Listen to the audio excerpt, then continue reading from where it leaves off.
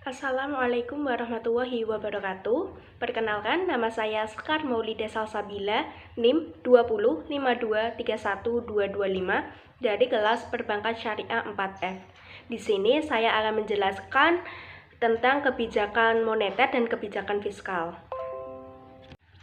Pembahasan pertama, pembahasan kebijakan moneter yang meliputi 1. Pengertian kebijakan moneter, tujuan kebijakan moneter, jenis-jenis kebijakan moneter, instrumen kebijakan moneter, fungsi kebijakan moneter. Yang kedua, kebijakan fiskal yang meliputi 1. Pengertian kebijakan fiskal, defisit anggaran, tujuan kebijakan fiskal, jenis-jenis kebijakan fiskal, instrumen kebijakan fiskal, dan fungsi kebijakan fiskal. Selanjutnya, saya akan membahas kebijakan moneter terlebih dahulu. Kebijakan moneter merupakan kebijakan pemerintah untuk mengendalikan perekonomian melalui jumlah uang yang beredar yang dilakukan oleh Bank Sentral.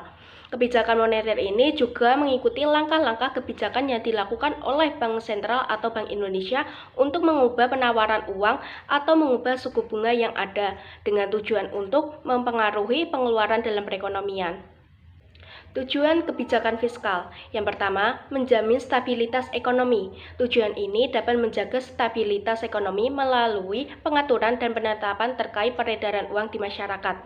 Kedua, mengendalikan inflasi. Bertujuan mengurangi uang yang beredar di masyarakat dan menjaga ketersediaan uang di bank. Ketiga, meningkatkan lapangan pekerjaan. Dalam kestabilan peredaran uang, membuat aktivitas produksi meningkat. Dengan naik kegiatan produksi, maka diperlukan sumber daya manusia dalam pengolahannya, sehingga hal ini mampu menyerap tenaga kerja dengan ketersediaan lapangan pekerjaan. Keempat, melindungi stabilitas harga barang di pasar. Ketika harga stabil, maka penumbuhan rasa percaya masyarakat terhadap tingkat harga sekarang dan di masa mendatang, sehingga tingkat daya beli antara periode tetap sama. Kestabilan harga ini bisa diatur melalui keseimbangan peredaran uang, permintaan barang, dan produksi barang. Kelima, menjaga keseimbangan neraca pembayaran internasional. Hal ini dapat diwujudkan melalui kestabilan jumlah barang ekspor dan impor sama besarnya. Oleh sebab itu, pemerintah sering melakukan devaluasi. Keenam, mendorong pertumbuhan perekonomian. Dalam hal ini dapat mendorong pertumbuhan ekonomi, misalkan tersediaan lapangan pekerjaan, kontrol tingkat inflasi, aktivitas produksi, dan permintaan barang.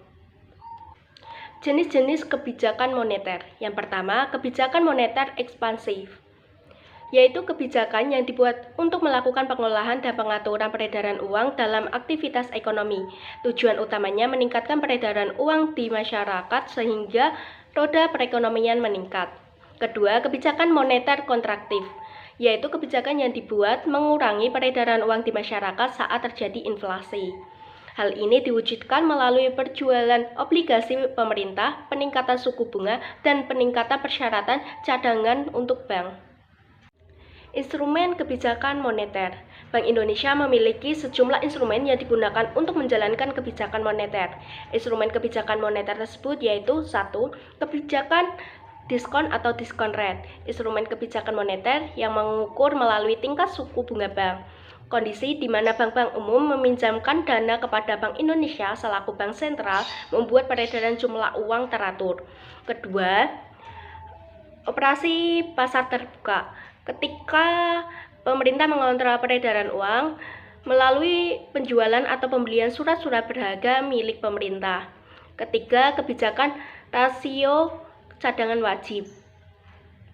Saat Bank Indonesia ingin mengurangi cadangan kas uang bank, maka uang diedarkan di masyarakat melalui pinjaman.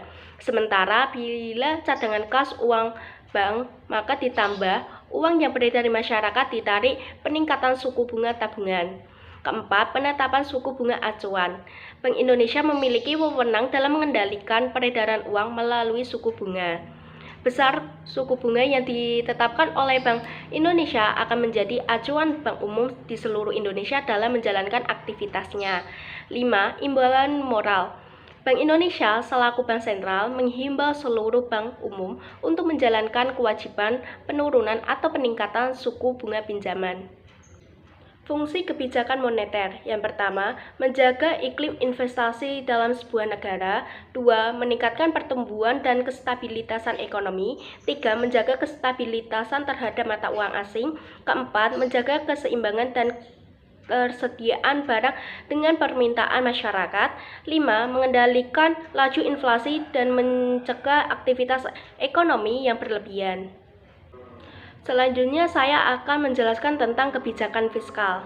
Kebijakan fiskal adalah suatu kebijakan pemerintah yang dilakukan dengan cara mempengaruhi sisi penerima maupun sisi pengeluaran pada APBN. Semua kebijakan yang terkait dengan APBN digolongkan sebagai kebijakan fiskal. Misalnya, kebijakan di bidang perpajakan, hutang luar negeri maupun peningkatan pengeluaran pemerintah. Pemerintah dalam menghadapi defisit anggaran memerlukan kebijakan fiskal. Antaranya adalah 1. Pajak. Semakin besar pendapatan, maka semakin besar pajak yang harus ditanggung, begitu pula sebaliknya. Karena pajak berkaitan dengan pendapatan, maka penerimaan pemerintah dari pajak sangat tergantung dari tingkat pendapatan masyarakat. Pajak dapat mengakibatkan turunnya daya beli masyarakat karena mempengaruhi pendapatan siap konsumen atau disposable income. Kedua, pencetakan uang baru. Pemerintah dapat membiayai defisit anggaran dengan meminjamkan dana dari bank sentral. Bank sentral akan membiayai pinjaman tersebut dengan mencetak uang baru sehingga jumlah uang beredar semakin banyak. Dengan demikian, harga barang dan jasa akan mengalami kenaikan dan inflasi juga akan mengalami kenaikan. Ketiga, pinjaman masyarakat dalam negeri. Penerimaan dapat membiayai defisit anggaran pemerintah dengan peminjaman dana masyarakat dalam negeri dengan penerbitan surat hutang atau obligasi pemerintah yang dijual kepada masyarakat. Pemerintah akan membayar obligasi pada saat jatuh tempo beserta bunganya. Keempat, pinjaman masyarakat luar negeri. Pemerintah dapat membiayai defisit anggaran pemerintah dengan meminjamkan dana masyarakat luar negeri dengan penerbitan surat hutang atau obligasi pemerintah di pasar uang internasional. Sumber pembiayaan ini digunakan untuk pembiayaan defisit neraca pembayaran internasional. Tujuan kebijakan fiskal. Pertama, menjaga dan mengembangkan perekonomian negara. Tujuan ini untuk menjaga kestabilitasan sekaligus mengembangkan kondisi ekonomi negara. Penerapan diharapkan mampu mempengaruhi seluruh sektor ekonomi negara dan memperbaiki masalah di dalamnya, mulai dari sektor korporat, perbankan, hingga usaha mikro. Kedua, meningkatkan kualitas SDM. Tujuan ini dapat meningkatkan kualitas SDM masyarakat, terutama dari segi teknologi. Apabila kualitas SDM meningkat, harapannya SDM tersebut punya kapabilitas bersaing di dunia kerja nasional dan internasional, sehingga bisa meningkatkan kesejahteraan hidupnya. 3. Menjaga kestabilan harga barang.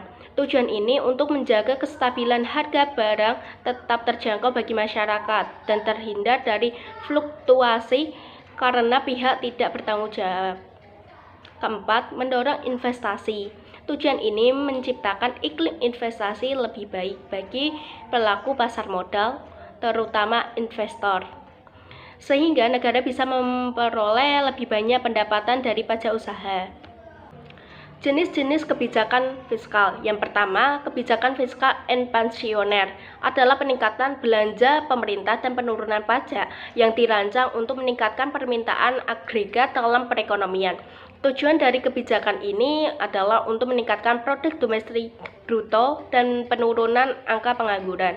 Kedua, kebijakan fiskal kontrasioner adalah pengurangan belanja pemerintah dan peningkatan pajak yang dirancang untuk menurunkan permintaan agregat dalam perekonomian.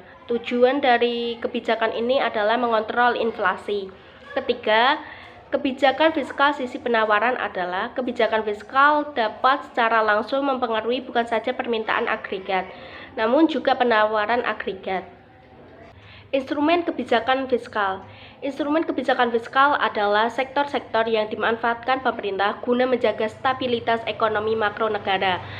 Instrumen kebijakan fiskal di Indonesia diantaranya 1. Pajak. Pajak dari seluruh sektor domestik dan luar negeri. Dengan tujuan pemerintah dapat memanipulasi pajak dalam bentuk pengangguran, penambahan, penundaan, sampai peniadaan. 2. Pengeluaran belanja. Pengeluaran belanja negara yang juga bisa dikurangi atau ditambah sesuai kebutuhan. Apabila neraca pembayaran negara defisit, maka pemerintah bisa mengurangi pengeluaran belanjaan di sektor tertentu. 3. Obligasi publik. Penerbitan obligasi atau hutang bagi warga negara berbeda dengan utang di luar negeri. Obligasi publik memiliki kompurat atau bonus komisi saat pemerintah mengembalikan pinjaman ke masyarakat. 4. Alokasi anggaran. Pemerintah punya wewenang pemindahan alokasi anggaran di satu sektor lain. Fungsi kebijakan fiskal. Yang pertama, fungsi otoritas. 2. Fungsi perencanaan. 3. Fungsi pengawasan. 4. Fungsi alokasi. 5. Fungsi stabilitas. 6. Fungsi distribusi. Mungkin hanya itu saja yang bisa saya sampaikan. Mohon maaf bila ada kata yang salah. Wassalamualaikum warahmatullahi wabarakatuh.